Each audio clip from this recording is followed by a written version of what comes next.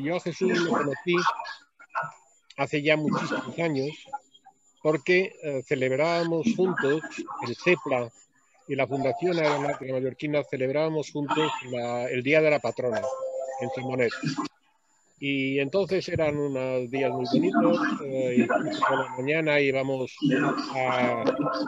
allí a las pistas, con Gonzalo Kelly pues enseñaba el yak, justamente siempre nos hemos encontrado con mal tiempo, no pudieron ir a orar y tal. Y la anécdota que a mí me impactó, y me impactó fuerte, fue el año en que Spanair tuvo el accidente, ¿no? Entonces, Jesús, en un momento determinado, que estaba allí, cogió el papel para leer el nombre de los compañeros pues, que habían fallecido este año. Y cuando leyó el segundo nombre, empezaron a salirle las lágrimas, no pudo seguir, me pasó el papel a mí y entonces yo también con un poco de esfuerzo pues pude leer el nombre de todos. O sea, que para mí fue un recuerdo, es un recuerdo importante y cuando retomamos, no lo volvimos a ver porque Jesús ha estado muy liado durante el tema de la pandemia porque era el presidente del Banco de Alimentos.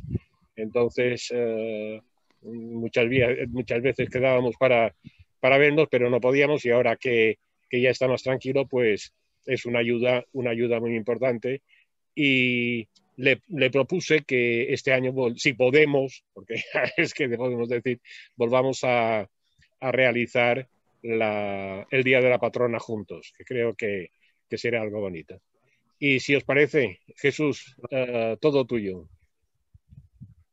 Vale, solo puntualizar que no soy el presidente del Banco de Alimentos, es el director, pero vamos, prácticamente es lo mismo.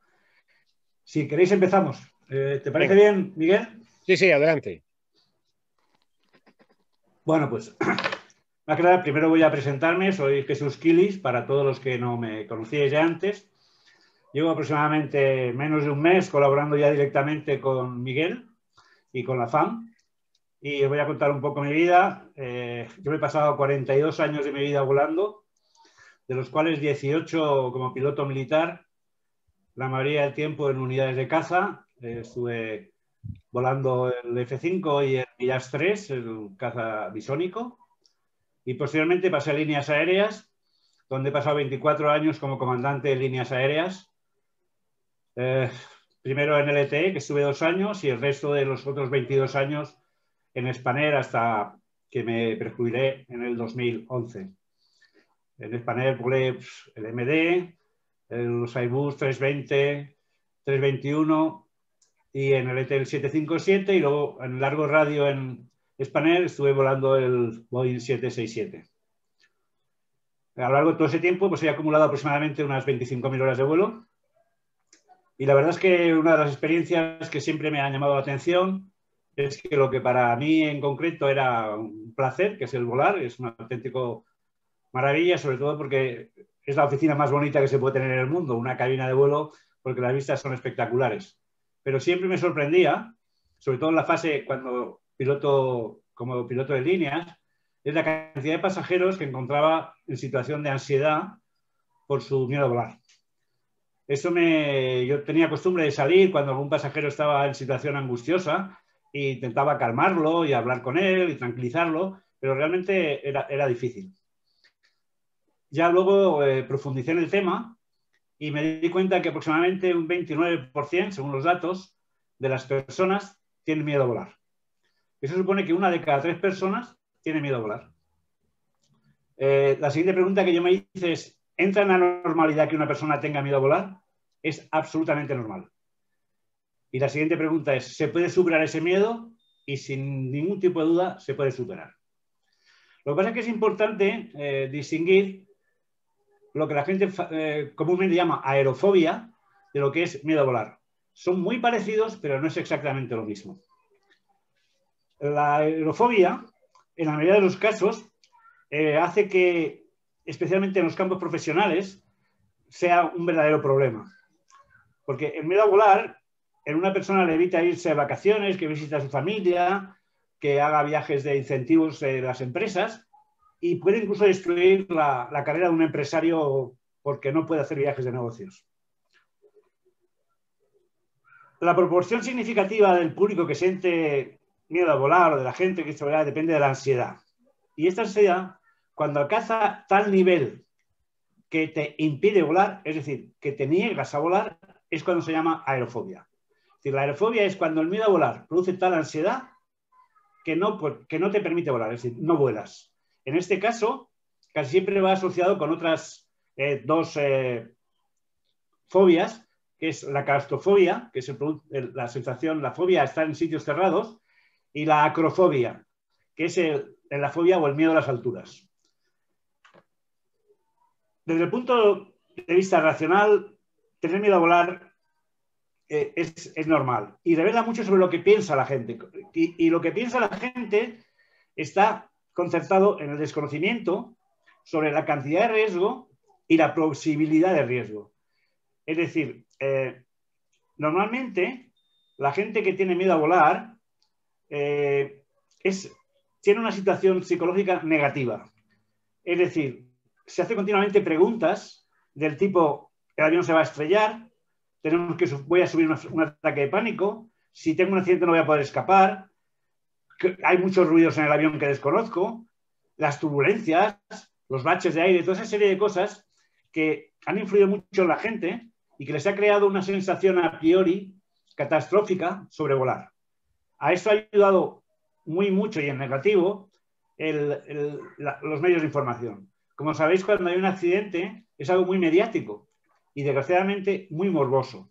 Yo tengo la experiencia personal del accidente de Spanair, lo viví en primera persona, yo estaba muy vinculado, estuve de jefe de flota, conocía a las personas y verdaderamente fue indignante la información en los medios, porque la información en los medios no intentaban clarificar la situación del accidente, buscaban la parte morbosa, veían a ver si podían verse fotos de cadáveres, el avión ardiendo, empezaron a especular sobre si el piloto tal, sobre si el avión tal, sobre el mecánico tal. El caso era buscar lo morboso, y eso en el oyente, sobre todo el oyente que carece de conocimientos aeronáuticos, que es la mayoría, pues le produce una sensación fatalista, es decir, asocia el volar a un alto riesgo, lo cual es totalmente falso. Máxime sabiendo todos que de todos los medios de transporte, estadísticamente, el más seguro es volar.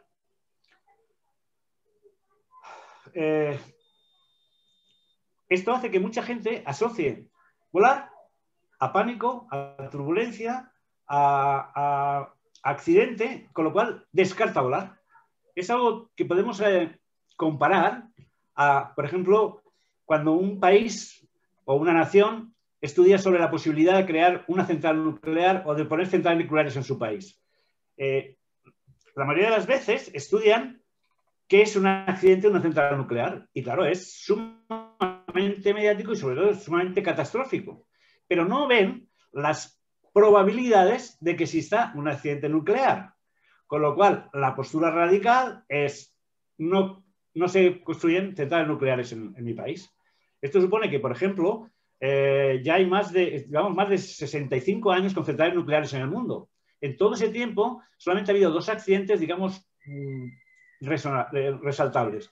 El primero fue el de la central nuclear de Estados Unidos, de la 3 Mile Island, que fue en el año 79 y que no hubo ninguna víctima y solamente que hubo una especie de destrucción de la central sin emisión de ningún tipo de radioactividad.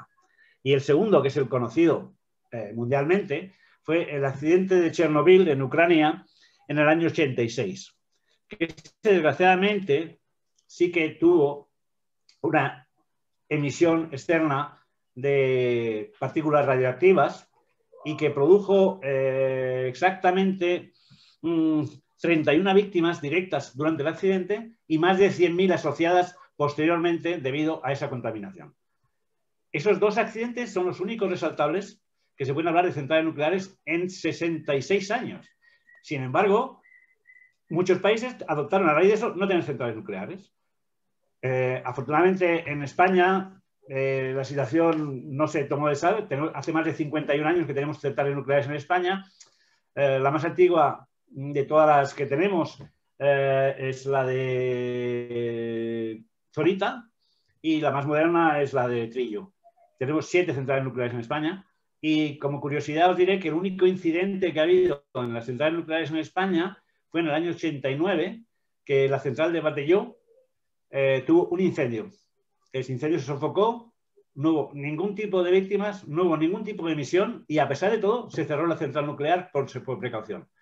Con lo cual quiere decir que las centrales nucleares son seguras. Sería absurdo decir que las centrales nucleares son peligrosas si en 66 años solo ha habido 2 casos resaltables, de los cuales solo uno fue fatal. Pues esto es lo que pasa con volar. Esto es un poco la asimilación, decir, esto pasa, esto es muy grave, yo no vuelo. Bueno, lo siguiente que podemos mirar es, hay unas razones básicas, que es el por qué la gente, qué siente la gente y qué le hace el evitar volar. Ya no vamos a decir no volar, sino evitar volar. Lo primero que es claro es que se encuentra en un medio hostil diferente al habitual. Es decir, una persona que vuela está en el aire, con lo cual no es su medio habitual, no es donde él se mueve normalmente, que se entierra poniendo los pies en el suelo, y eso de estar en el aire le supone algo distinto a su forma habitual de transportarse. Ese es el primer inconveniente que les surge. El segundo es lo que ya os he dicho, es la postura fatalista como consecuencia de las informaciones mediáticas, es decir, la imagen que se ha creado en su mente a través de los accidentes que ha visto en televisión, de toda la parafernalia que lleva eso, y entonces se crea ya una posición contraria a volar. Esa es la segunda.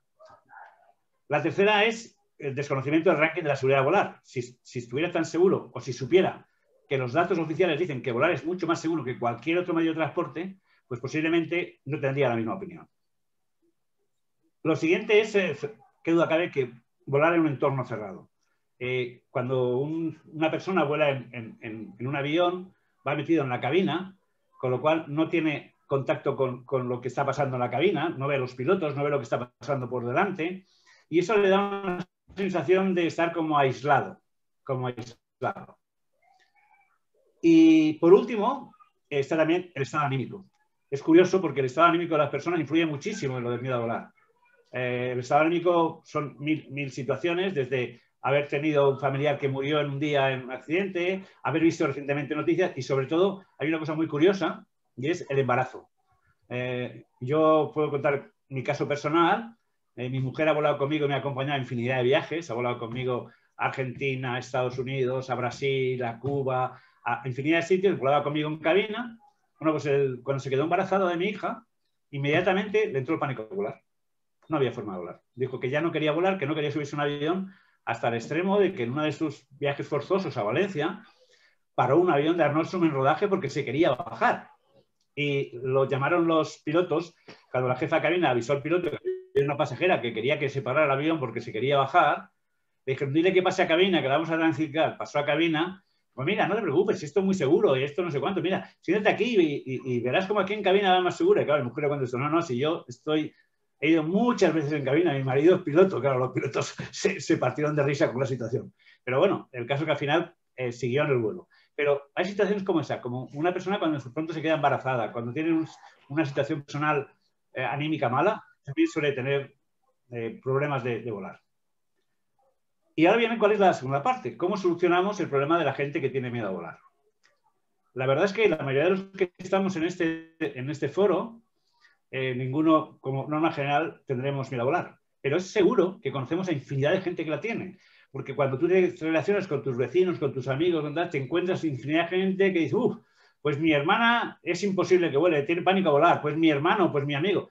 Es sorprendente la cantidad de gente que tiene miedo a volar. ¿Y cómo solucionamos ese problema? Lo primero que hay que hacer es proporcionarle conocimientos aeronáuticos. Conocimientos aeronáuticos porque lo que da miedo siempre es lo desconocido.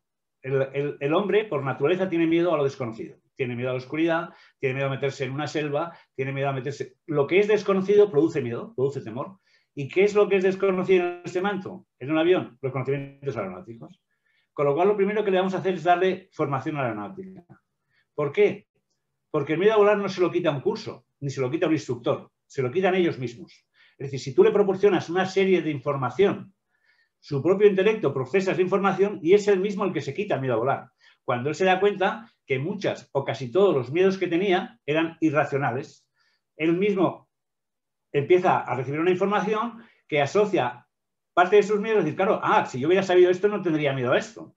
Entonces le proporcionamos por qué vuela un avión, cuáles son los sistemas de seguridad, qué seguridad hay en el entorno aéreo, cómo se evitan las tormentas, qué ruidos son los habituales. Incluso yo hago unas tablas en el curso que desarrollaba unas tablas que luego os enseñaré con mayor propiedad, que en realidad eran unas tablas en las que pongo los ruidos que ocurren en cada fase del vuelo, desde que estamos en el aparcamiento antes de salir hasta que volvemos a aterrizar. Y a lo largo de todo un vuelo, es decir, un vuelo virtual, yo les voy contando paso a paso los ruidos y las sensaciones que va a tener durante ese vuelo.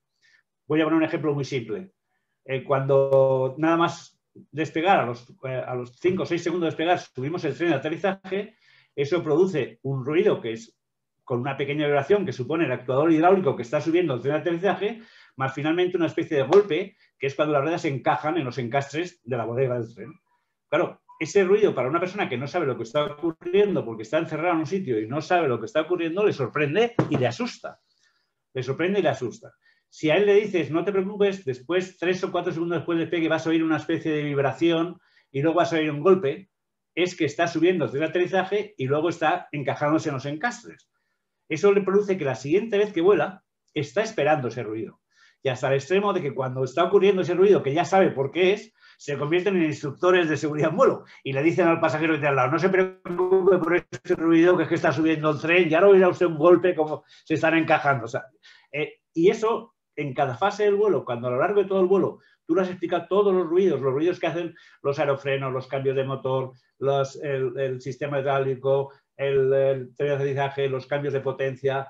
Cuando tú le explicas todos y cada una de las fases que hay, desde el más elemental, que es desconectar el grupo eléctrico cuando estás en el aparcamiento, hasta cuando metes la reversa en el aterrizaje, como ya lo esperan, porque les has anticipado que eso va a pasar, hasta el extremo que en su primer vuelo se suelen llevar esta chuleta de los ruidos. Y van con la chuleta delante diciendo, ahora viene el ruido ese de cuando saca los frenos. Ahora viene, y ya cambia totalmente su percepción. El siguiente vuelo están sumamente mucho más tranquilos y ya con poco tiempo llegan a que su propio intelecto, es decir, no el curso, no el instructor, su propio intelecto les haga que entiendan que todos esos miedos que tenían eran injustificados. Aparte de eso, siempre se pone un tipo de ayuda a nivel psicológico. Es decir, normalmente yo los cursos siempre los he dado con una psicóloga, en este caso con una psicóloga de Palma, Xesca Vidal, que ella lo que les daba era una especie de tratamiento para superar la ansiedad, métodos como la respiración controlada, una serie de acciones para ayudar a superar esa ansiedad. Y esto básicamente es lo que consiste el curso para superar el miedo a volar. Yo ya he hablado con Miguel, la idea nuestra es posiblemente cuando la pandemia no lo permita, procuraremos dar un curso. El curso, claro, esto que os estoy explicando es un esquema de lo que es el curso, ¿no? El curso normalmente dura 2 días y procuraremos dar un curso gratuito como una gentileza de la Fundación o la Sociedad Mallorquina, posiblemente el Son Bonet, en la que todos los que estamos aquí podamos invitar o llamar a sus conocidos para que entren y vayan a ese curso, asistan de forma gratuita y les pueda ayudar a esos conocidos que normalmente tienen miedo a volar. Esto es básicamente lo que consiste el miedo a volar, lo que consiste en la metodología para superarlo, y os puedo asegurar que yo mismo me he sorprendido del rendimiento que dan estos cursos. Yo he estado impartiendo estos cursos durante 5 años a más de 300 personas, apoyado por el Diario de Mallorca, y el feedback que me llegaba de los cursos era impresionante. Era impresionante porque yo mismo me sorprendía. Yo no podía creer que fueran tan efectivos estos cursos. Los cursos yo lo preparé cogiendo como base el curso de Superar el miedo a volar de Virgin y el curso de Superar el miedo a volar de British Airways. Esos 2 cursos los fundí, los adapté a la mentalidad española, digamos, los adapté a nuestra mentalidad, a nuestra forma de entender las cosas, porque el curso de Estados Unidos era muy infantil, como es el carácter suyo, y el curso de British era muy escéptico, como el típico inglés. Entonces yo lo que hice fue unir toda esa información, adaptarlo a la mentalidad española y ponerlo en práctica. Y la verdad es que el éxito de los cursos superó el 85%. El feedback que me llegaba después era impresionante. Decían, no me lo puedo creer. O sea, muchos días me decían, me ha cambiado la vida, porque es que estaba encerrado en la isla, no me atrevía a salir de la isla porque tenía miedo a volar, y ahora hago viajes. Hay personas que, incluso algunos políticos a nivel de comarcal, que tenían que ir a reuniones en Madrid o en Barcelona y tal, y se iban en barco. Y llevaban en barco hasta Barcelona y luego cogían en Barcelona el tren para ir a Madrid porque eran incapaces de subirse a un avión. Algunas personas que sorprendería porque no os puedo dar los nombres, pero es impresionante. Y a muchos de ellos les hemos cambiado la vida. Eso es prácticamente lo que es el curso de Superar el miedo a volar. Eso es lo que he hecho durante 5 años y, bueno, ya lo dejé porque me metí en el banco de alimentos, me impliqué mucho y tuve que dejar esto. Esta es prácticamente ahora la razón de por qué lo que he hecho, cuál ha sido esta parte de mi vida aeronáutica, ya por supuesto, ya después de mi vida activa aeronáutica. Y la verdad es que es una sensación muy buena cuando terminas los cursos y al poco tiempo esas personas te llaman diciendo, ¿cómo ha cambiado mi vida? El curso normalmente cuando se realiza tardas un mínimo de 2 días y la idea es, como ya os he comentado con Miguel, que en cuanto la pandemia lo permita, haremos un curso en Son Bonet o algún sitio para ver el aforo que tiene y invitaremos a la gente que quiera asistir y les emitiremos el curso para ver si conseguimos que todos lleguen a la conclusión de que lo más peligroso de ir a volar es el trayecto en coche hasta el aeropuerto, sin ninguna duda. El riesgo del trayecto en tu vehículo o en un taxi hasta el aeropuerto es infinitamente mucho más peligroso que volar. Y eso es prácticamente lo que quería comentaros. En qué consiste y cómo se desarrolla lo del miedo a volar. Espero que la próxima vez que tenga una charla ya sea otra cosa más apasionante para mí, como pueda ser mi vida de piloto de caza o mi vida de piloto de líneas comerciales. Esta ha sido mi primera entrada y espero que os haya servido a alguno para tener una idea en qué consisten estos cursos. Y ahora cualquier pregunta que queráis hacer o cualquier duda, os puedo poner, si queréis, os puedo compartir algunas de las láminas que enseño a la gente porque son muy curiosas y son... Voy a intentar que funcione. Hoy hemos practicado Miguel y yo, pero no sé si lo conseguiré otra vez.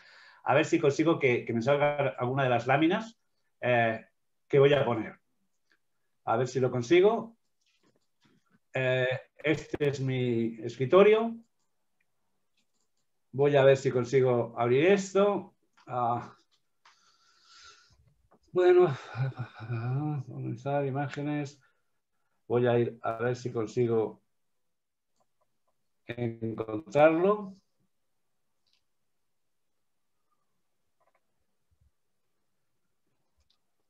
Bueno, pues estos son uno de ellos. Supongo que lo veréis. Este es el... Voy a desplazar esto un poco. Jesús, se ve perfectamente. Sí. Vale, este es los accidentes, el número de accidentes fatales, con fatalidad, que han pasado desde 1946 a 2019. Como veis, el índice no puede ser más en descenso. Cada vez los aviones son más seguros, el medio aéreo es más seguro, el interno es más seguro, hasta el extremo que en los últimos años que tenemos aquí, en los últimos años, como veis, prácticamente es una bajada en pendiente enorme y quitando de esto, estamos hablando de estos años que tenemos aquí, corresponden a...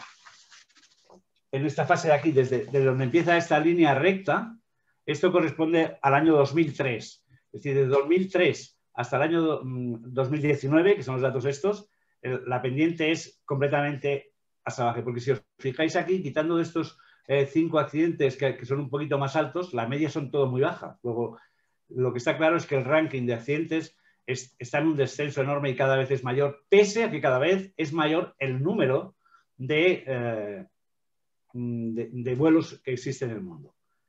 Vamos a irnos para atrás y vamos a ver otra imagen. A ver, nos vamos a salir de aquí, a ver si esto lo puedo sacar. Esto es. Vamos a ver otra imagen. A ver esto de aquí, si la podemos sacar. Bueno, esta imagen corresponde a datos concretos de España. Estos son datos que provienen de la Aviation Safety Network, que es la fundación de Flight Safety, y son datos oficiales. Datos de accidentes aéreos en España de 1919 a 2019, es decir, los últimos 100 años. 100 años. El número de accidentes fatales, cuando dice fatales se refiere a accidentes que ha habido muertos, que ha habido en España en estos 100 años ha sido de 120. En total de esos 120 fallecieron 2.771 personas en 100 años, lo cual supone que hay una media de 1,2 accidentes por año. No nos olvidemos que desde el año 2008, que fue el accidente desgraciadamente de Spanair, hasta hoy en día no ha habido ningún otro accidente de avión comercial en España. Llevamos 12 años sin ningún tipo de accidente. A pesar de que la media, claro, como la media está calculada en los 100 años, hay 1,2 accidentes años. La media de fallecidos en estos 100 años es de 27,7, o sea, 28 personas por año. En estos 100 años. Si os fijáis esta cifra, 27,7, fijaros que poca significativa es con que la media de personas fallecidas en accidente de tráfico es de 1.131 personas año. De 27 a 1.131 personas año. Y esto sí que pasan todos los años. No como esta media que está aquí, que claro cumple estos años, pero en los últimos 12 años ha habido 0 personas fallecidas en accidente de avión comercial. Y si luego os queréis ver los datos de los que hay fallecidos, incluidos la aviación privada y la aviación militar, veréis que la cifra tampoco asciende mucho más, asciende a 7 o 8 personas en los últimos 12 años. Vamos a irnos a otra diapositivas que pongo yo normalmente, que va a ser esta. Ajá, a ver si la podemos abrir. Y esta vez está hablando de los accidentes de líneas aéreas por millón de vuelos.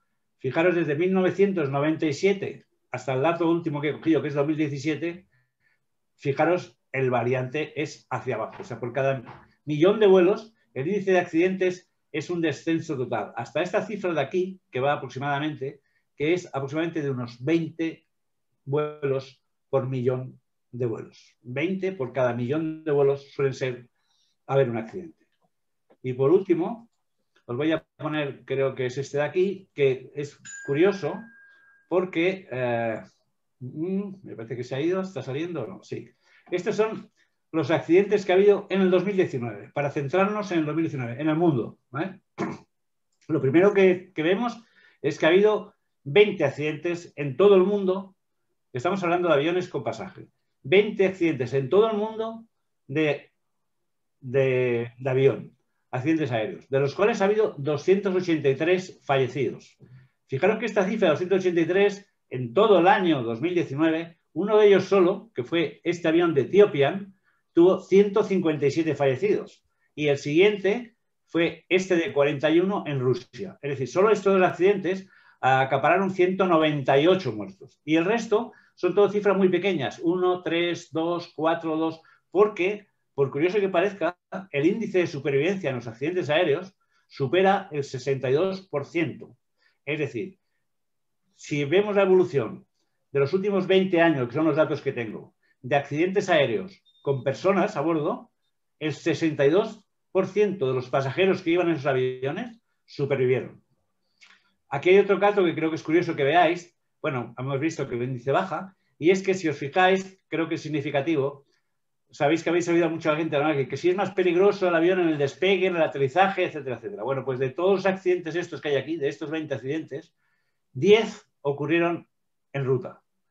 3 en el despegue y 4 en el aterrizaje. Lo cual demuestra que esa creencia de que la mayoría de la gente piensa que tanto el despegue como el aterrizaje es el momento más peligroso, en realidad, a efectos de accidentes, la mayoría de accidentes que suelen ocurrir vienen de un incidente en vuelo. Desde un incendio en vuelo a cualquier factor, pero la mayoría de los accidentes. Y luego, si veis este gráfico de aquí, veréis que es curioso, la mayoría de estos 220 accidentes, la mayoría de ellos ocurrieron en la zona de mayor densidad de tráfico. En Estados Unidos, normalmente la zona de mayor densidad de tráfico, y luego hay otros pocos por esta zona de aquí, que es curioso, y quiero decir, resaltaros, que esto pertenece a las zonas de las antiguas países socialistas, del bloque comunista, que verdaderamente sus aviones, muchos de ellos no reúnen las condiciones óptimas. Y luego, esto ya sí que es curioso y quiero resaltarlo, es la zona de África. Es verdad que cuando se hacen estudios de seguridad en vuelo, tanto Aviation Safety Network como todas las autoridades, la FAA, los datos de IFALPA, demuestran que si hay algún continente en el que no se cumplen las normativas de mantenimiento, en el que no se cumplen las reglas de seguridad, es en África. Por eso, casi todas las personas que tratamos sobre la seguridad y damos cursos, decimos que a ser posible, no se recomienda volar en aviones de países africanos, de la mayoría de los países, no de todos. Hay países con una solvencia como Sudáfrica, etcétera, que no tienen ningún problema. Pero sí, muchos de estos países que hay aquí, sus aviones son obsoletos, no cumplen las medidas de mantenimiento, se saltan las revisiones y entonces África es verdaderamente un continente donde las normas de seguridad no se cumplen. En el resto del mundo, en el resto de los continentes, las normas de seguridad se cumplen. Y creo que aquí ya no hay poco más que enseñaros. Si queréis, 5 minutos rápidos, os cuento solamente unos datos que yo les doy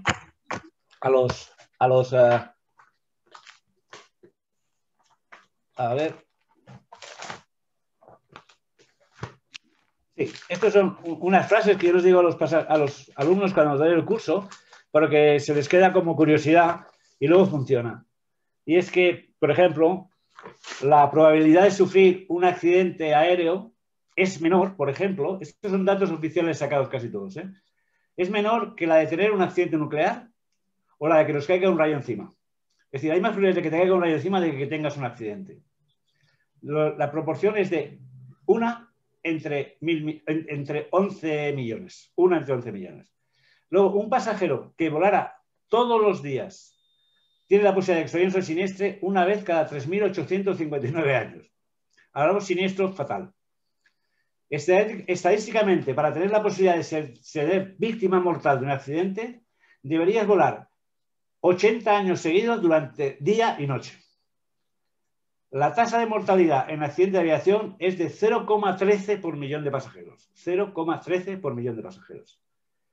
El 80% de los pasajeros que tienen un accidente de aviación sobreviven. Este 80 está contado los pasajeros, ya no solo de líneas aéreas, sino de todo el conjunto de gente que vuela. La cifra en pasajeros en líneas comerciales es del 63%. Un avión puede aterrizar sobre su panza, tanto en tierra como en el mar, con cierta normalidad, y eso todos los que estamos aquí lo sabemos. La mayor tasa de accidentes corresponde a África, que tiene un 0,99% de los accidentes que ocurren aéreos en el mundo, con solamente el 2% del tráfico del mundo. Es decir, tiene posiblemente el índice más bajo de tráfico aéreo del mundo y tiene el índice más alto de accidentes del mundo, lo cual demuestra que lo de África hay que tomárselo con serio. Desde los inicios de la aviación, 2.300 millones de pasajeros, 2.300 millones de pasajeros han volado en 33 millones de vuelos, lo cual demuestra que millones de personas se están moviendo sin que haya ningún incidente. En realidad, esto no es un dato estadístico cerrado, suele ocurrir un accidente cada 1.600.000 vuelos. Es decir, cada 1.600.000 vuelos suele ocurrir un accidente. La probabilidad de que haya una víctima es de 1 por cada 75.000 horas de vuelo. La probabilidad de tener un accidente es de 1 por cada 52 millones de pasajeros. Cada día la media en el mundo es de 25.000 vuelos diarios. En el mundo hay un despegue y un aterrizaje cada segundo. En España la media está en 4 despegues y aterrizajes por minuto. La probabilidad de que ambos motores, en el caso de un avión bimotor, fallen a la vez es de 1 entre 100.000 millones de horas de vuelo. Luego está el clásico frustrada, que a los pasajeros les asusta mucho si un avión tuviera que frustrar y hacer un go around, pero hay que hacerles entender que es una maniobra normal. Y por último, explicar que la mecánica de los aviones cada vez es más segura, que las personas en el mundo fallecidas, el número de muertos es aproximadamente de la media de muertos en el mundo por tráfico, no por avión, por tráfico, es de 3.800 personas, lo que representa una media de 1.227.000 personas al año que mueren en accidentes de tráfico. 1.277.000 personas mueren en accidentes de tráfico al año en el mundo, mientras que esa cifra trasladada al mundo de la aviación es de 493 personas al año.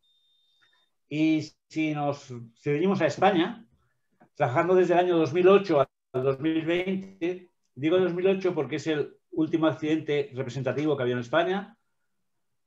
De los 172 pasajeros de Spanair, 158 murieron. Y en España, la media desde el 2008 a 2020, es decir, en los últimos 12 años, los accidentes de tráfico en España es de 1.131 personas año. 1.131 personas año, lo que representa 3,9 personas por día. Mientras que en aviación, en los 12 últimos años, la media es de 249 personas. Ahí está incluido el accidente de Spanair, por supuesto. 0,6 personas día. Hay que resaltar que desde 2008 no ha habido ni un solo accidente aéreo en vuelos comerciales en España. Y eso creo que es ya el resumen de mi exposición. Ahora estoy abierto a cualquier cosa que queráis comentarme. Estoy a vuestra disposición. Estupendo, Jesús. Muchísimas gracias. Ha sido extraordinario. Aprovecho para decir que sí, hemos comentado con Jesús que cuando podamos, porque ahora es imposible hacer reuniones y charlas, porque yo estoy seguro de que a estas reuniones que se ha ofrecido Jesús puede venir mucha gente. Habíamos pensado hacerla en Sombonet y sobre todo yo le quiero agradecer en nombre de la Fundación el que este curso sea gratuito, porque los cursos de perder el miedo a volar no son baratos, lo digo de verdad. Entonces, para mí es algo que me siento muy orgulloso que se haya puesto a nuestra disposición y que en un momento determinado pues podamos hacer este curso. Si alguien quiere preguntar, aún no me ha informado, Zoom aún no me ha informado de que llegamos a la hora. Cuando me diga algo, pues podemos seguir conectados hasta que podamos. Alguien creo que tiene una televisión en marcha por ahí al lado. Sí. Que se le cuela. Ay, yo. Vale. Es que mi marido está escuchando, perdóname. Fantástico, Vale. Jesús. Es que ha sido realmente buenísimo. Esto de las cantidades de gente que se ha muerto y todo esto yo creo que ayuda muchísimo a gente que tiene miedo. Realmente no se dan cuenta la poca gente que tienen accidentes en aviones comparado con coches y esto. Está muy bien, he aprendido mucho. Gracias. Yo quería hacer un comentario. Bueno, primero enhorabuena, que me ha gustado mucho la exposición que has hecho, Jesús. Pero me hace gracia porque aquí, claro, hay una media de edad relativamente alta, ¿no? Pero, claro, y nosotros somos muy conscientes del miedo a volar, pero creo que la gente joven no lo siente ni lo padece, porque no ha vivido accidentes y porque ya se sabe que hoy en día la aviación prácticamente es segura casi no al 100%, pero casi rozándolo, ¿no? Entonces me hace gracia porque yo también he sentido esa sensación que mucha gente cuando yo era joven que le daba miedo a volar. De hecho, yo hice piloto privado, y yo soy un apasionado de la aviación, y hice piloto privado y luego me metí al piloto de transporte de línea aérea. Y todo el mundo, yo me acuerdo que me decía en mi entorno mucha gente, no tienes miedo, a mí me da terror. Esto hoy en día no existe, ¿no? A lo mejor estos cursos ya no tienen tanta demanda como antes, gracias a Dios, ¿eh? Pero bueno, era ese comentario que me ha hecho mucha gracia, que nosotros tenemos presente lo que es el miedo a volar, pero hay mucha gente que lo desconoce, no sabe qué es esa sensación. No existe posiblemente en la proporción de antes, pero sí existe, ¿eh? Y de hecho porque el miedo es contagioso.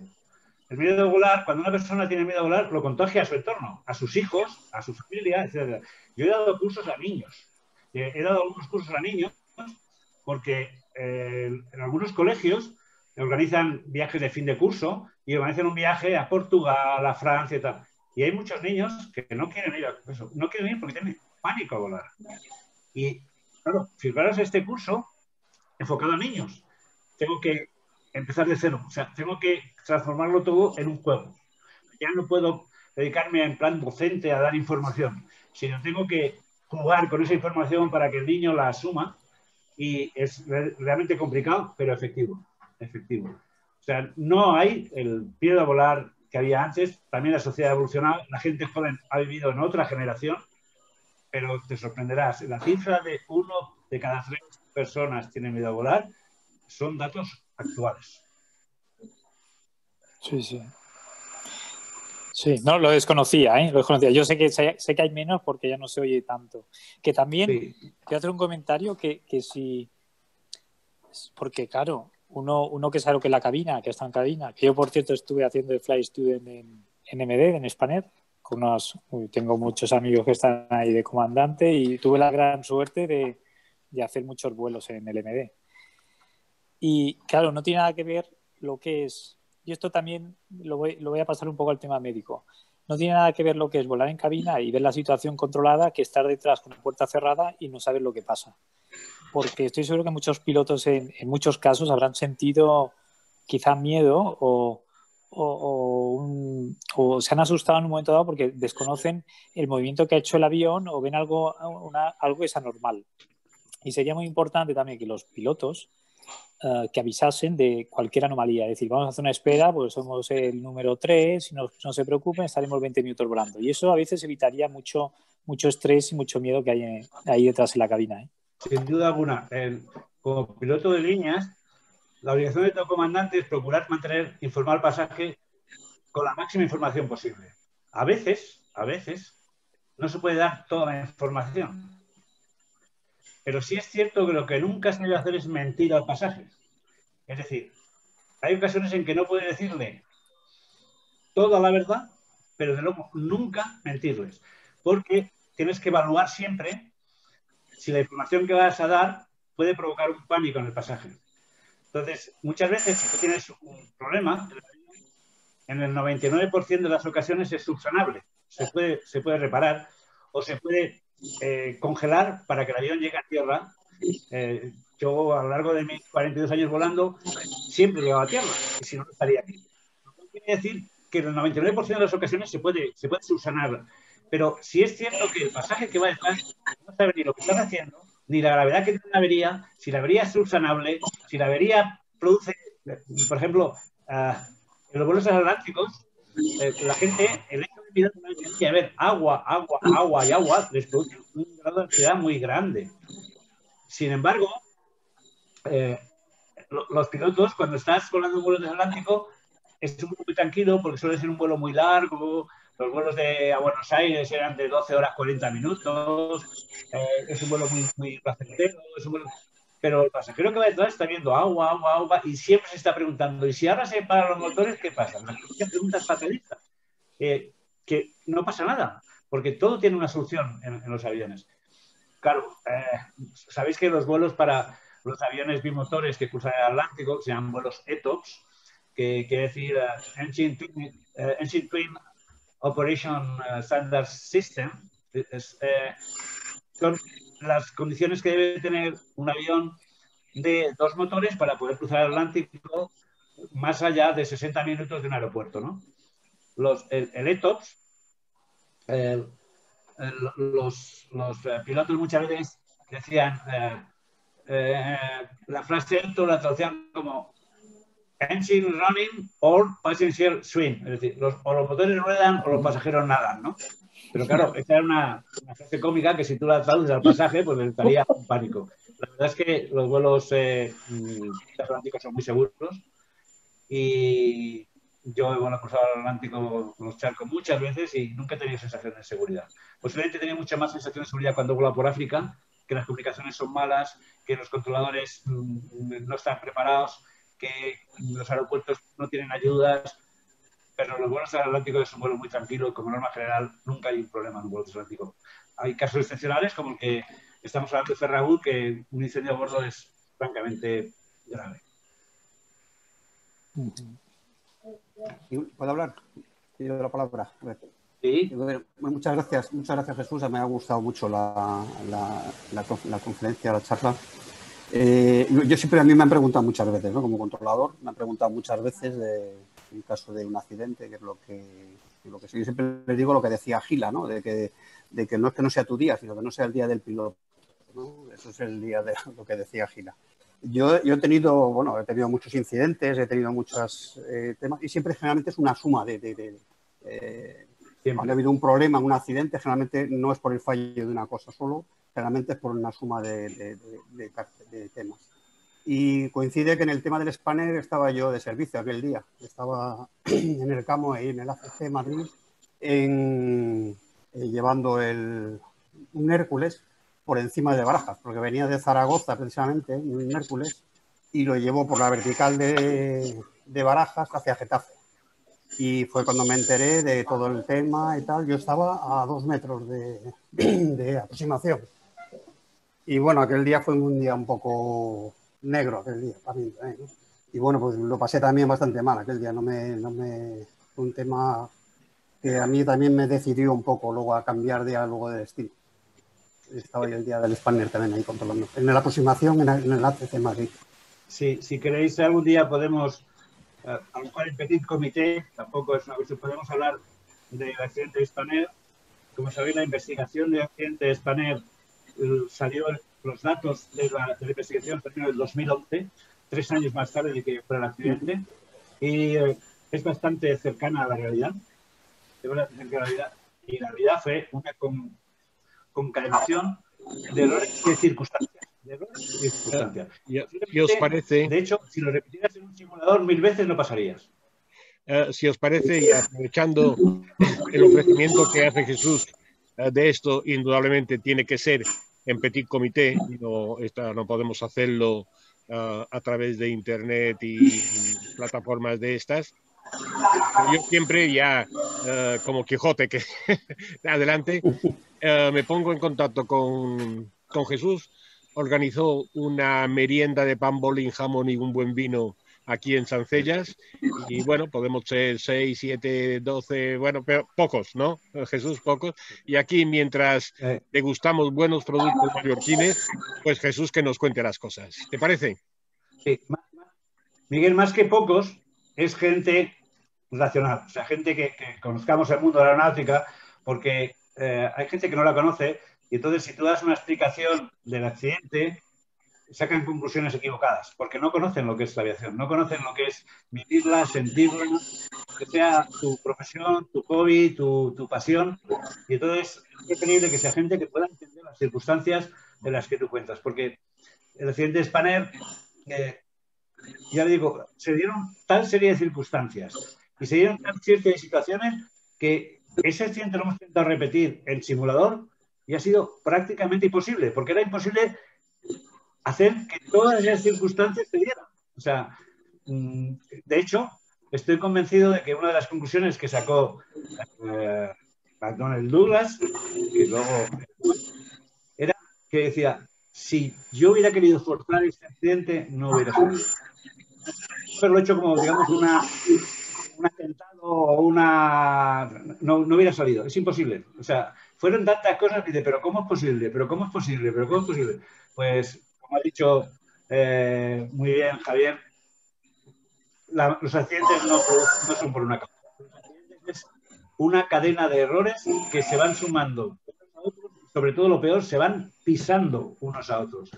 Y si no tienes la experiencia, la capacidad y la suerte de saber priorizar esos errores o esos factores para solucionarlos en el orden oportuno, pues puede ocurrir una fatalidad. Yo siempre en aviación he dicho que una frase de todo piloto cuando está en vuelo y que tiene cualquier tipo de accidente, lo primero de todo es fly aircraft, vuela el avión. Lo primero es volar el avión.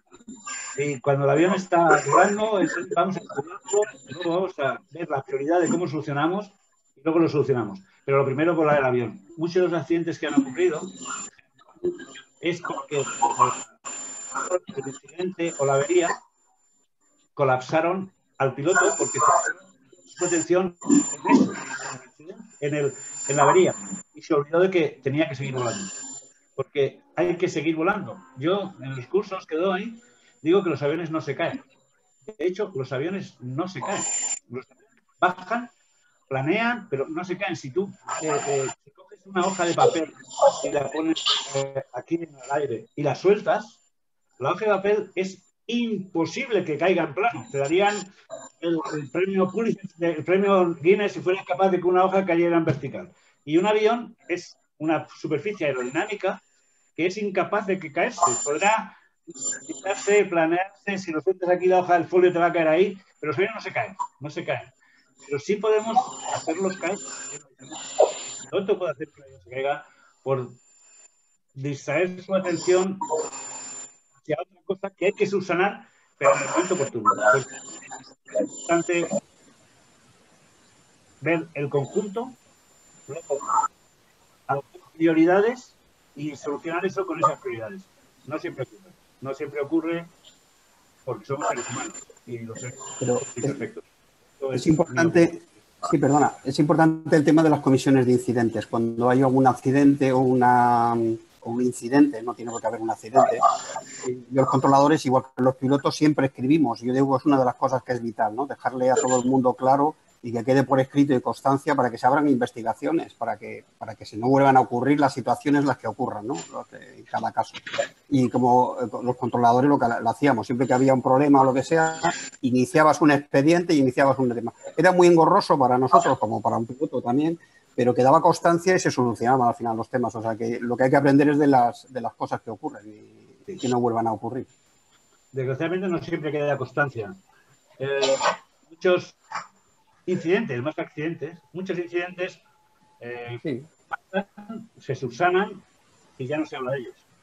Y muchos de esos incidentes, si tuvieran una difusión mayor entre los personajes, que pasara un día a ti, te recordaría que una persona lo había pasado previamente y lo había arreglado o estropeado por una forma de actuación determinada. Y prácticamente es lo que se hace en los simuladores. Cuando vas al simulador de vuelo, se están planteando son situaciones de emergencias que explican que esa emergencia, por mucho que sea muy aparatosa, tiene unas soluciones que tienen unos pasos a dar. Y lo que te hacen es mecanizarte en el sentido de decir, si tienes este tipo de avería, no hay que bloquearse. Lo que hay que hacer es serenarse, volar el avión y primero compartiendo con el segundo la información para tener un intercambio de información y de input, porque puede ser error, ver oportunos para solucionarlo y con esas prioridades solucionarlo. Y luego lo importante sería que eso se llegara al colectivo general, que esa información llegara a todas las personas que pudieran serle útiles en su momento. No siempre ocurre porque la mayoría de los incidentes no se reportan. Los accidentes sí, porque son accidentes.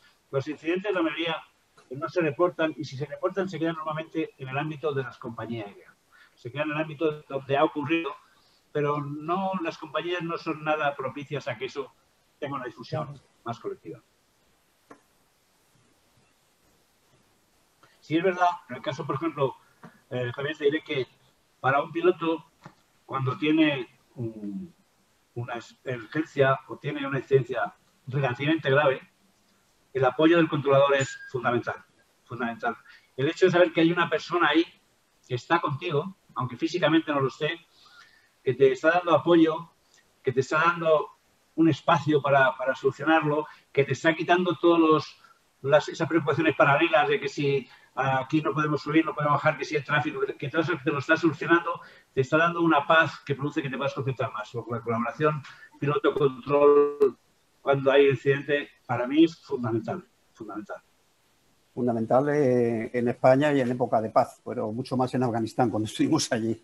Yo allí volví a 40 años atrás de la aviación y me encontré con situaciones que eran, bueno, espacio golf y luego, pues bueno, no te quiero contar lo que había allí, los aviones que había o cómo eran aquellos volando, ¿no? O sea, Sabéis que Carlos de Palma nos va a dar una conferencia. Sí. Estuvo de coronel de la base de Herat. Sí, yo estuve allí 2 veces también. Sobre su estancia allí, que será una conferencia seguramente muy interesante. Muy bien, muy bien. Bueno, chicos, Bueno, pues ha sido un placer. Veo que Zoom nos sigue permitiendo estar presentes ahí. Por lo tanto, hasta que estemos, podemos seguir ahí en plan de tertulia. Veo que algunos han abierto el micrófono, Gabriel, Manel y tal. Si tenéis alguna pregunta, pues adelante.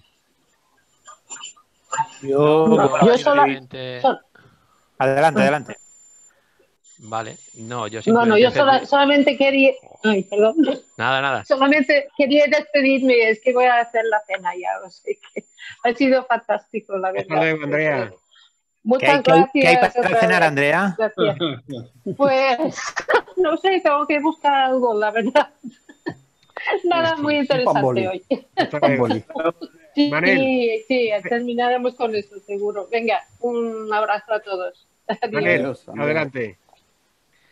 No, yo simplemente felicitar a Jesús. Me ha parecido bastante convincente para una persona que tenga miedo a volar, ¿no? Los argumentos.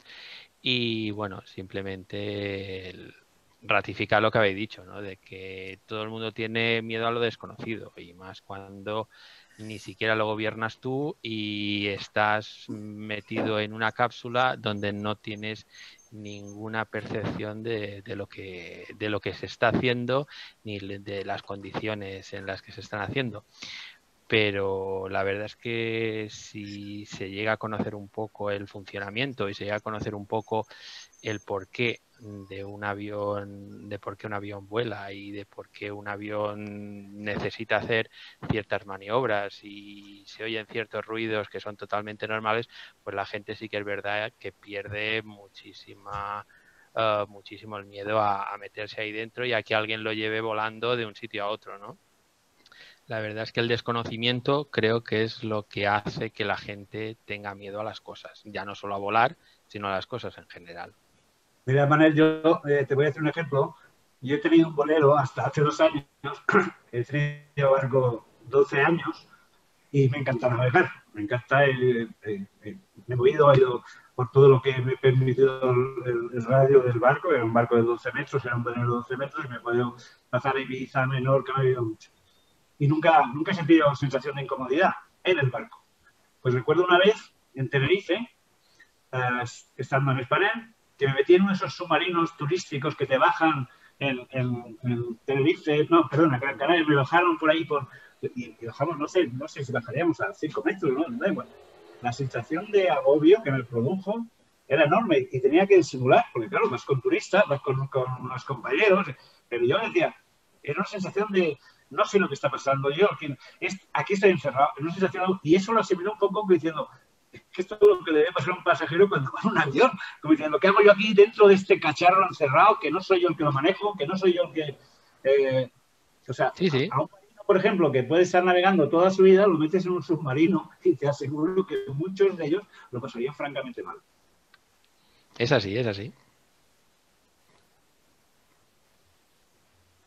Pues nada, yo, Jesús, presentarme, soy Gabriel. Encantado de conocerte, me ha encantado la charla conferencia y espero que podamos hacer el curso porque realmente, coincidiendo con lo que han dicho antes el resto de participantes, el poder ofrecer a la gente datos que realmente no conocen y que lo que realmente les da miedo es la sensación de desconocimiento de muchas de las operaciones que supone el levantar un avión y volverlo a aterrizar. El tema de los ruidos, que tú has hecho referencia y parece una tontería, pero es cierto, es así. Se oyen muchísimos ruidos que tú vas de pasajero y ves a la gente diciendo ¿y esto qué ha sido? ¿Y esto qué ha dejado de ser? Claro, con ese nivel de conocimientos y con ese nivel se adquiere un nivel de seguridad mucho mayor y ciertamente la gente le pierde el miedo a volar, está claro. La verdad es que me ha gustado mucho y espero que podamos realizarlo en breve. Gabriel, una de las cosas que más miedo da a los pasajeros en general son las turbulencias. Cuando hablan de las turbulencias y de los baches de aire que llaman, el avión cayó 1000 metros para abajo, unas verdaderas. Y eso se lo haces asimilar a cuando va con un coche y pasa por una carretera bacheada, primero tienes que explicar qué es una turbulencia y el por qué se produce. Le explicas los de las capas de aire, le explicas un poco el por qué, y luego le dices, bueno, usted cuando va en un coche y va por una autopista perfectamente asfaltada, y de pronto se sale a una carretera vecinal en que hay baches, y el coche empieza a coger baches, pero usted no le sorprende. ¿Por qué? Porque sabe que como estamos en un sitio donde está bacheada la carretera, el coche va a dar saltito. Y no le sorprende y sigue leyendo su periódico o su novela con toda tranquilidad. Ese símil, si tú lo pasas al aire, con respecto a las turbulencias, lo entienden. Porque tú lo que les explicas es, en unas proyecciones, por qué se producen las turbulencias y que las turbulencias no son más que baches, como los pueden haber en un bache en una carretera, que normalmente tú vas por una autopista, como cuando vas volando, que normalmente siempre los regímenes laminares son tranquilos, y que de pronto, por alguna razón, pues hay un cruce de láminas de capas de aire que producen alguna especie de alteraciones en esa tranquilidad, como en una carretera. Tú vas por una carretera y de pronto hay algunos parches que han hecho tapando y ni te sorprende ni te asusta. Y eso es un símil muy bueno para la gente que tiene pánico a las turbulencias. Y las turbulencias son baches. Son baches. No tiene más. Es un tema de adquirir conocimientos y de enfrentarse a lo desconocido. Y cuando te lo explica un profesional, pues le pierdes el miedo y entonces entiendes muchas de las cosas. Y ya pasas de la fase de miedo a la fase de comprensión. Claro, es lo que te he dicho. No le quitas el miedo con el curso, se lo quitan ellos. De hecho, luego lo comenté yo con muchos de ellos, dicen, en realidad el curso, a mí no me ha quitado el miedo el curso. Lo que me ha quitado el miedo es que toda esta información que yo he recibido, inconscientemente la he procesado, no siquiera inconscientemente la he procesado, y eso ha empezado a quitar miedos que existían, porque esos miedos acaban de tener una respuesta racional del por qué. Y entonces pasamos de lo que miedo desconocido a lo conocido. Y en el momento que una cosa pasa a ser conocida, ya no le tienes miedo, porque es algo normal. Es como el ruido que hace un intermitente de un coche cuando pones el intermitente y hacen esas luces y ese parpadeo, que tú lo consideras absolutamente normal, pones y suena tic, tic, tic, y la luz se empieza a apagar. Y no te sorprende lo más mínimo porque lo consideras absolutamente normal. Lo que hay que conseguir es que el 90% de las cosas que ocurren en un avión, para esas personas se convierte en algo tan normal como poner un intermitente. Si tú le haces entender que cuando sube el tren hace un ruido, que cuando sacan los aerofrenos hay unas vibraciones, que cuando aumentas potencia aumenta el ruido de los motores, que cuando vas a descender que cortas los motores parece que se hayan apagado, porque sorprende mucha gente que cuando empiezas el descenso, normalmente sabéis que siempre los pilotos solemos avisar dentro de no sé qué iniciaremos el descenso al aeropuerto. A veces por las prisas o porque el controlador de pronto te dice baja el tal, no te da tiempo a avisarles. Y claro, cuando se baja, los aviones bajan siempre con los motores cortados, eso lo sabéis todo. Y claro, eso cuando tú estás con la potencia y cortas los motores y salen en ti, el ruido del motor es y hay muchos palabras que lo primero, la posición, sean para los motores.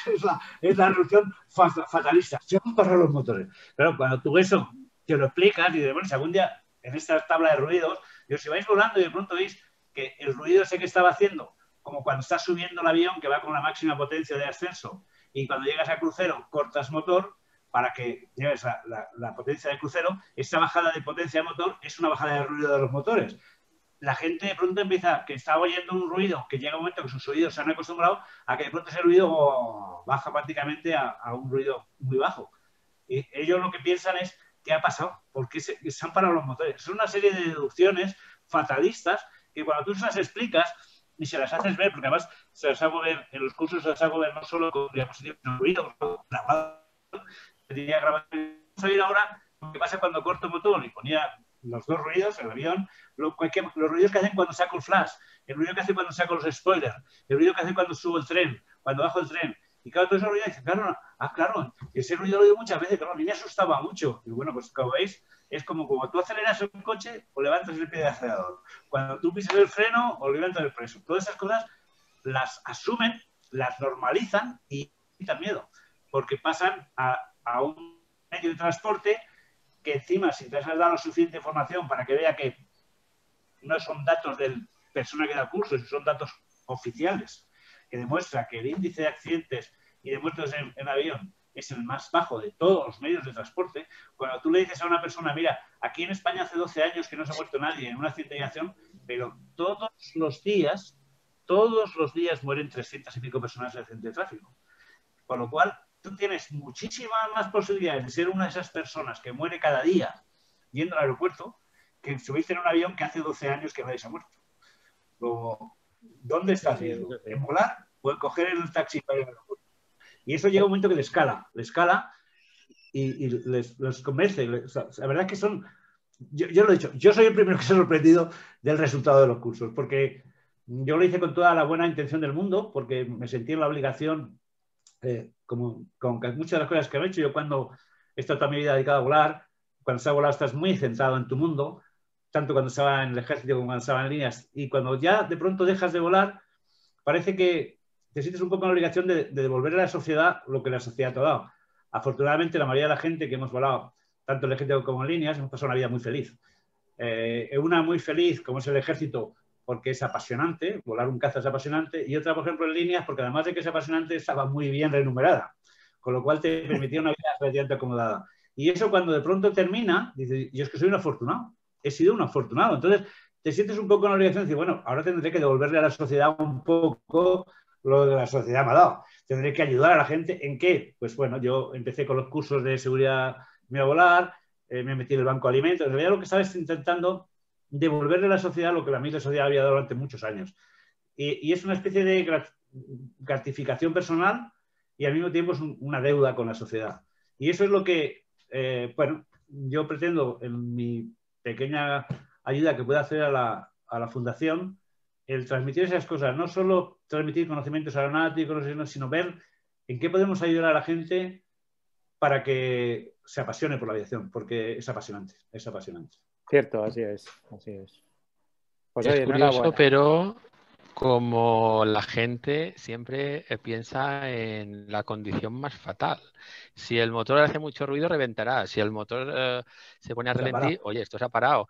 No piensan nunca que no va a pasar nada, ¿no? Es que van como ya predispuestos a que el avión está para, vamos, para estrellarse sí o sí. Y luego se sorprenden de que haya aterrizado y de que no haya pasado nada. Coño, y, más que lo si normal. y más si son mallorquinas, porque el deporte nuestro es el pasar pena. Sí, sí, sí, no. Y si eres pasador de pena, como tú dices, esto ya es un deporte nacional. Claro, hombre. Sabéis que los medios de comunicación han influido mucho en eso. Es que todos los días hay accidentes de coche, todos los días hay muertos en las carreteras. Y sin embargo, bueno, se da como una noticia un poco superficial, a no ser que sea... Pero cada vez que hay un accidente de aviación, es que es tan morbosa la información que se da. Sí, bueno, también se hay que tener en cuenta una cosa, y es que cuántos millones de turismos circulan por las carreteras españolas simplemente. Y hacer la comparación entre accidentes y víctimas y la cantidad ingente de turismos que hay solamente circulando en España y realmente la comparativa te sale con un componente de accidentabilidad muy bajo. ¿Qué pasa? Que un avión no es normal, como decís vosotros, que tenga un accidente. Y es como cualquier noticia de estas que pasa una vez cada mucho tiempo y ahí hay que sacar sangre, sea como sea. Claro. Y los medios de comunicación es a lo que van. No, los medios de comunicación no ayudan, pero también las personas, y yo me incluyo, el problema que tenemos es que casi todos sabemos conducir. Y entonces entendemos el por qué hace ruido una rueda o por qué puede ir más baja y el ruido del neumático es así y tal. Pero que vuelen o que volemos somos poquitos. Y el resto de los comunes de los mortales, cuando oyen un ruido de esos, pues pasan pena. Sí, pero tú fíjate que en un barco, ¿cuántos saben pilotar un barco? Un barco de pasajeros, me refiero, no un barquito pequeño. Y me metes en el barco y la gente normalmente no tiene ese pánico que se tiene a volar. Por la velocidad. Bueno, estás en medio del mar, aquí también puede hacer parche y puede hundirse. Vale, puede hacer un agujero. Se puede sacar se puede saltar el tapón. Y todo el mundo dice, ¿dónde tiene el tapón el barco? Para ver si está bien puesto. La inmensa mayoría sabemos nadar, pero volar, poquitos. Pues yo, si me permitís una pequeña anécdota respecto a... Es que me he tenido que ir unos minutos, pero he vuelto. Oye, una pequeña anécdota a colación de lo que decía Manel, de que a la gente al final le sorprende que al final del vuelo haya terminado bien y a pesar de los ruidos, los movimientos y todas las eso nos ha cosas... estrellado, tenía que estrellarse. Dice, pues eso me pasó a mí una vez con mis hijos. Los que me conocéis sabéis que yo vuelo bastante con la familia en un Cessna monomotor que tenemos. Y recuerdo que como, claro, viviendo en las islas, pues volamos muchísimo sobre el agua y yo siempre vuelo con todos mis pasajeros y yo mismo con los chalecos puestos y con nuestra balsa salvavidas. Y, a ver, una cosa es tenerlo a bordo y otra cosa es luego saberlo usar. Entonces yo quise darle un curso a mis hijos y un día de invierno, que estaba el agua fría en la piscina de casa, pues les di un pequeño curso que nunca es tan realista como la realidad, pero al menos para que no les sorprendiera el día de una emergencia si de verdad teníamos una emergencia. Y entonces la balsa salvavidas, que estaba caducada y la tenía que mandar al taller, pues dije, venga, pues cogemos la balsa y la vamos a hinchar de verdad, y los chalecos y los vamos a hinchar de verdad. Los puse a todos al borde de la piscina sentados como si estuvieran sentados en el avión y les dije, bien, pues ahora vamos a hacer la emergencia. El avión se acaba de caer y vosotros os vais a tirar al agua, vais a tirar la balsa, vais a hinchar los chalecos cuando ya estáis en el agua, os vais a subir a la balsa, etc. Y estuvimos ahí 2 horas jugando en la piscina, viendo lo difícil que era subirse a la balsa, lo difícil que era hincharla. Sí, sí. Bueno, fue en primavera, que todavía estaba el agua de la piscina fresquilla. Pero vamos, cuando te caes al mar... Hemos mejorado un poco. Bueno, la cuestión, que estuvimos 1 hora ya haciendo el entrenamiento, ellos se lo pasaron bomba y mi objetivo es que si algún día de verdad lo tienen que hacer, que no entren en pánico, sino que sea algo que ellos ya han visto y ya saben cómo funciona. Pues bien, unos pocos días después hicimos un vuelo cortito desde Palma a Castellón para ir a la playa, pasar el día en la playa en Castellón, que sabéis que el aeródromo está ahí al lado de la playa. Y cuando aterrizamos en Castellón van mis hijos y me dicen, ahora voy, Antonio. Que me avisan mis hijos que la cena ya está. Bueno, pues cuando aterrizamos en Castellón, van mis hijos y me dicen, pero papá, ¿y cuándo vamos a sacar la balsa? ¿No la hemos sacado? ¿Se te ha olvidado? ¿Cuándo vamos a hinchar los chalecos si no hemos caído al agua? ¿Cuándo vamos a caer? Estaban como Manel decía. Dice, pero qué raro, si ha salido todo bien, si no hemos caído al agua, si no hemos usado los chalecos. Sí, esperando lo peor. Exacto. Bueno, pero... Bonita anécdota, Antonio, es así. ¿Eh? Sí. Yo, una anécdota que te voy a contar, una vez haciendo un vuelo, concretamente a Toulouse, de Madrid a Toulouse, me entró el jefe de cabina y me dijo, hay un pasajero ahí detrás que tiene un ataque de pánico que es impresionante. Tal. Como siempre yo, como ya tenía costumbre, salí, me puse a su lado, estaba agarrado a los brazos del asiento, pero clavando las uñas en los brazos del asiento. Y empecé a hablar con él. Bueno, entonces, si estos...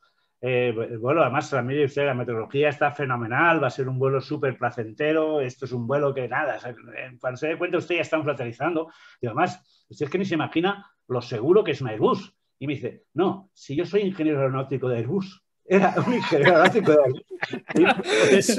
Y ya me estoy cagado por eso. Qué bueno. Oye, perdonadme, qué mala publicidad hizo ese hombre. Hasta luego, Antonio. Venga, me voy. Pues así fue, sí. Joder, pues. ¿Cómo está la sociedad francesa? Si fuera de no Boeing, se fían de su ingeniería. Pero... Yo, como soy de aviones americanos, he volado durante muchos años el Mirage, que era un avión francés, y luego el Airbus, que tengo miles de horas en el Airbus. Pero de todas formas, donde estén los aviones americanos, perdonadme, pero yo prefiero mis aviones americanos, el 767, el 757, el F5. Yo siempre he sido muy de americanos, porque es verdad que son 2 cosas distintas. El avión americano es menos sofisticado, pero para el piloto, desde luego, es mucho más intuitivo. La transición de un piloto como yo, de los antiguos, para la mentalidad de volar el Airbus, cuesta porque es un avión con tantas protecciones que al final resulta que tan protegido y morido está que las iniciativas al piloto se las quitan. Y eso cuesta entenderlo, cuesta asumirlo. Mientras que los otros aviones son el clásico puro macho, el avión del piloto, que el piloto toma las decisiones, el piloto decide y el piloto hace y deshace. Y eso que siguen siendo aviones, el 767 era un avión maravilloso, tenía unos equipos, unos sistemas impresionantes. Pero la última palabra siempre la tenía el piloto, cosa que no pasa con el Airbus. Y tú sabes... A mí, personalmente... Hay un dicho hay un dicho muy, y acabo con esto, hay un dicho muy simpático que dice el coche alemán, el avión americano y el chorizo español. Sí, sí, sí. Bueno, yo lo sabía, lo quería decir de otra manera, prácticamente lo mismo que se dice el jamón serrano y el avión americano. Ese sabía yo también, ¿eh? Lo del chorizo, ¿no? Pero bueno, que está bastante bien, ¿eh? Hay otra anécdota curiosa. Otra anécdota curiosa. Puede que sea una leyenda urbana, no lo puedo asegurar.